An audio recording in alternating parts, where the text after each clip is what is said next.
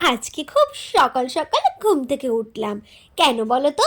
আজকে আমি যাব হাবড়া সুপার মার্কেটে। হাবড়া সুপার মার্কেট মানেই তো পাইকারি মার্কেট। আর হাবড়া সুপার মার্কেটে আছে জামা কাপড়ের বিপুল সম্ভার।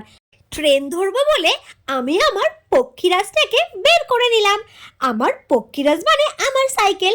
এবার সাইকেলে উঠে স্টেশনের দিকে ট্রেন ধরার জন্য রওনা হলাম।